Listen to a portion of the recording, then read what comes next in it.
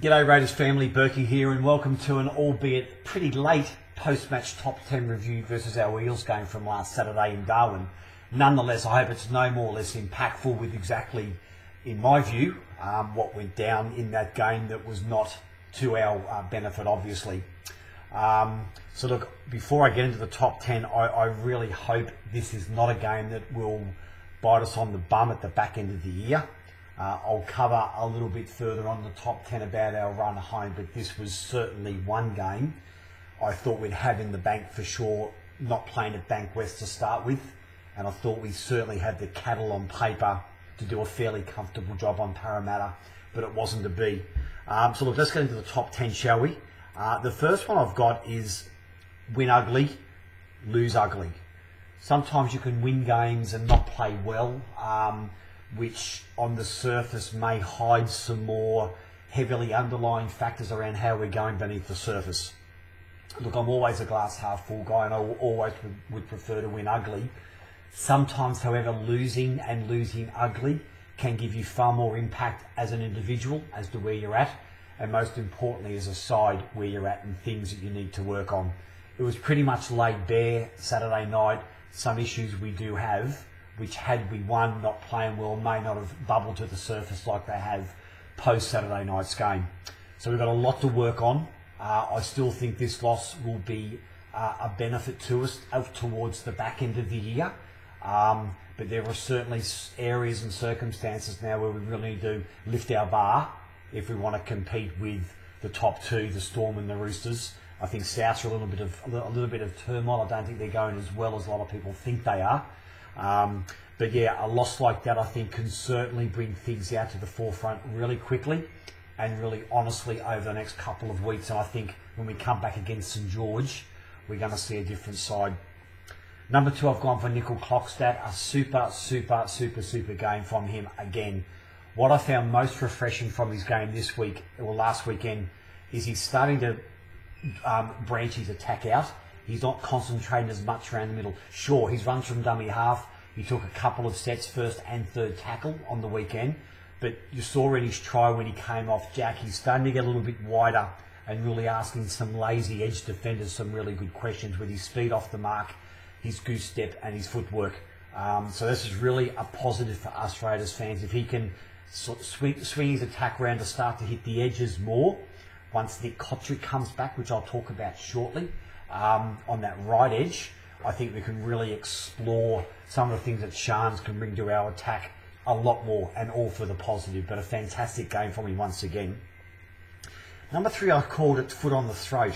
I just felt at 16-0, one more score may have just put the Eels away for the night, and I think we just needed someone just to really smell that blood in the water. It seemed like at 16-0 we never had that intent or passion. We made a couple of errors, our confidence seemed to sag, and before we knew it, it was 16-12 at half time. We just needed that 1 or 2 minutes after getting ahead 16-0 to really try and ram home a stake in the heart, and we didn't really take advantage of that.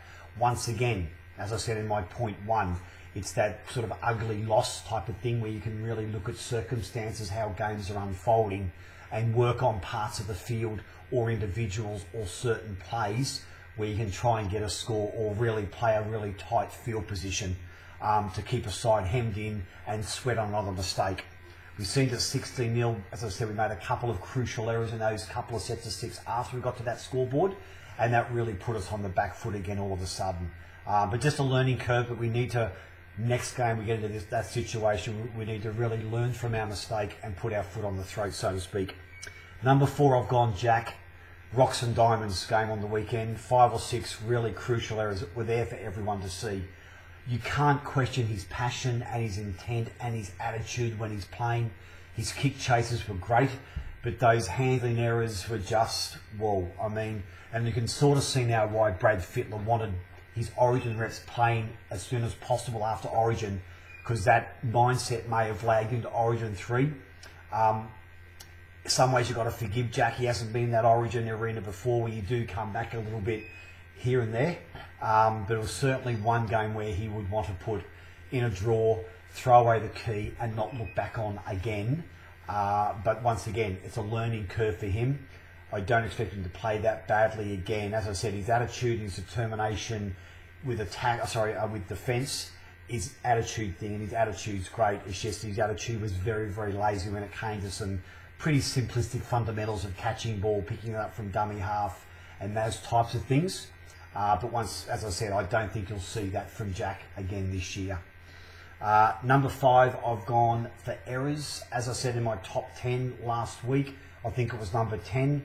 Errors will kill us, particularly in that heat in Townsville.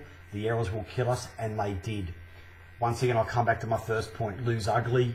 We've got to learn from those areas where we just made simplistic under 7 mistakes, not holding the ball in 2 hands, bad passes from dummy half, passes over the sideline, all those types of things were just dreadful. But once again, we just can't afford, we don't have, at the moment, I don't think we have that steel, consistent steel. We're getting it, but that consistent steel where we can get our way out of errors in our own half. The Roosters and the Storms seem to be able to hold on if they make an error in their own half. We're just a little bit below that in trying to recover from errors we make close to our line. The heat factor at number 6. To me, it's nothing more than an excuse. I read a number of forums blaming the heat. Yeah, sure, it was a lot hotter than what we're used to, but if you look at Parramatta, I think Canberra in winters, -1 to 14 through the day, and probably at Parramatta, western suburbs, not living in Sydney, might be 5 at night to 17, 18 through the day. Not a lot of difference in heat. If Parramatta were coming from Dubai to Darwin, yeah, they got an advantage, but I think we're pretty much of a muchness. I think using the heat factor in this day and age as an A-grade team is nothing more than an excuse. So we don't need to dwell on that.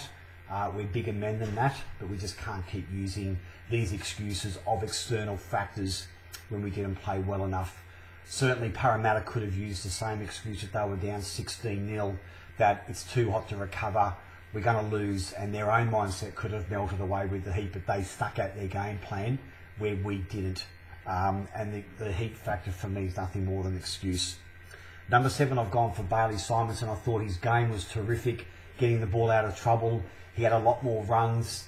He took on the defensive line really, really well. He's got terrific footwork close to the line, so you don't get a big hit on him. The only downside to his game was the Ferguson try, in my opinion, where he should have absolutely smashed Ferguson over the try line. What he had done, though, he'd got himself too far into the Parramatta line. So when Ferguson stepped him, he was nearly in line with him already. He should have been back face to face with him and herded him to the sideline. A bit of inexperience. Ferguson used his right foot step to come inside, and Bailey was left grasping. It was an error he won't do again. It did cost us certainly, because there was enough defenders over there to put Ferguson in the sideline, but Bailey just got too far into the Parramatta line, so he just got to learn to back off, spread his arms and hold his line, and then smash them into touch. A lesson learnt. Number 8, I've gone for Nick Kotrick. Now you could really see on the weekend, we never really tried to attack to that right edge as much. We were really trying to use our left edge and attack a lot more. But I think with Nick back, with Elliott inside him or John Bateman inside him, it's just going to add a fair bit of volume to the way we play.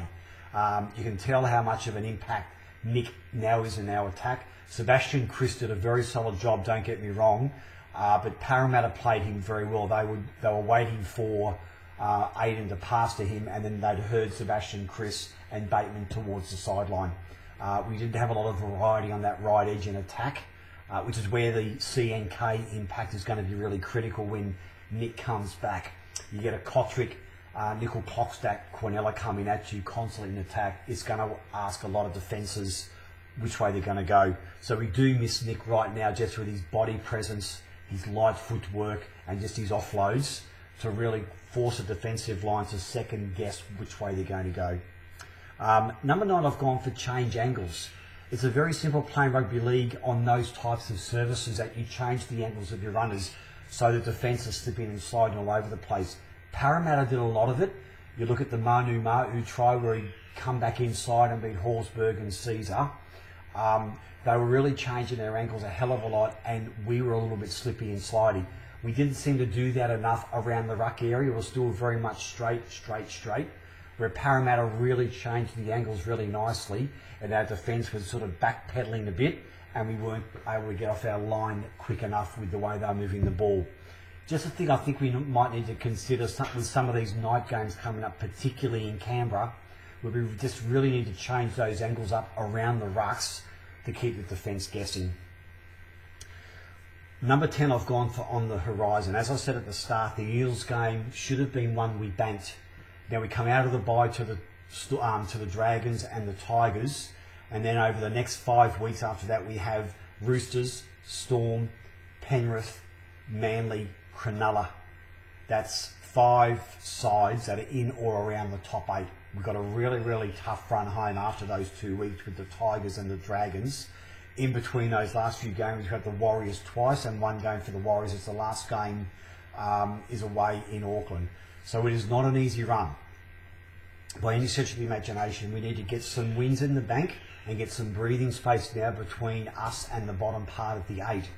Because with some of those games, they are 50-50 at best for us. I'm thinking we can get the Storm, we can get the Dragons and the Tigers definitely. I think we can get the Warriors twice, but the Auckland game's always hard. But those other sides are going to be a real battle of our battle of our resilience to get those 2 points in our bank account. So it's a really, really tricky run over the next couple of months, Raiders fans. Guys, that's it for now. Once again, apologies for this top 10 being a little bit late. I've been away with work, but I'm back in full voice now. Enjoy the weekend off, guys. I might try and schedule a top 10 over the weekend, just have a bit of a chat. But I'll let you know through my Facebook page exactly when that will be on. You can hook me up on my YouTube channel now, which is Bourkeys Top 10. All the podcasts are available to listen while you're on the train or on your way to work or in your morning gym session or walk. And as always, guys, bleed green. And this is Bourkey out.